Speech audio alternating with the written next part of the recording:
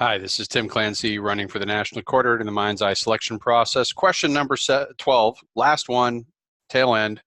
It's been a blast to do these, but I'm kind of glad there's only 12 questions. NC powers that the NST should have. Kind of a reverse of the previous one, which asked about what powers the NC should have that they don't. This is more about what could be done by the NST. Again, like, share, follow, and join the Facebook group. All the links and documents on restructuring and the proposals I have are in the comments right below this video. So what's the question? What are the things you feel that are handled by the NC's office that you feel like should be handled by the SD side?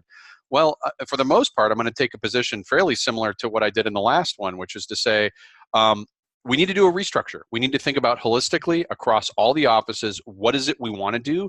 What does that imply in terms of tasks and authorities needed? And do a complete org design as part of the restructure. But specifically for storytellers, there's a big exception to just like, let's just do a restructure. I am really a strong advocate, having lived in the trenches and seen what storytellers have to deal with. I think they need powers to deal with behavioral issues that occur in games. See, there's this odd loophole that if you're not down in the weeds, may not make a lot of sense. So I'm going to try and simplify it. But if you look at the way each chain has responsibility for a kind of issue that arises. So storytellers are like cheating, bad records, those in-game things. But out of character behavior is the exclusive province of the coordinator to manage. And this creates a weird loophole because if you look at the punishments, coordinators cannot make punishments upon storyteller functions. They can only make punishments upon coordinator function. They can't affect characters. So in some ways, when someone behaves badly from a behavioral standpoint, the storytellers are kind of hamstrung.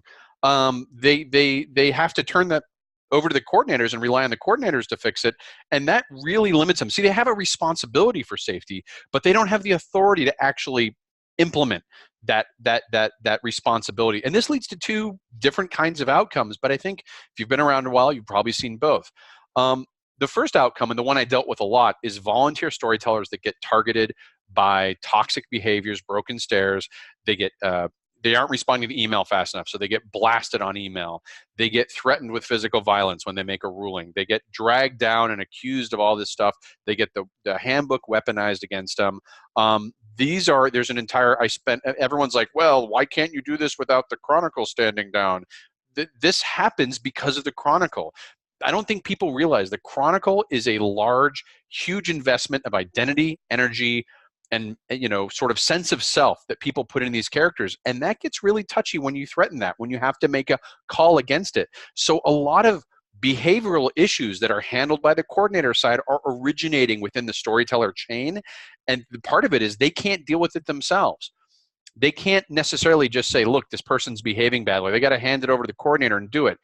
And this creates a big problem because it burns out our volunteers. But the second kind of bad outcome is sometimes, broken stairs can happen anywhere. They happen in the coordinator chain, they happen in the general membership, but they also happen in the storyteller chain. And there have been examples where we have, think about it. Abuse at its core is about power disparity, right? If you have disparate power, that makes harassment and abuse more of a risk to consider. Well, storytellers have a lot of power, implicit and explicit. It's a high prestige position. It's a high cachet position. They have authority over this game that we do. And so there's a real risk that toxic players or behaviors, or players exhibiting toxic behaviors that are broken stairs, become storytellers.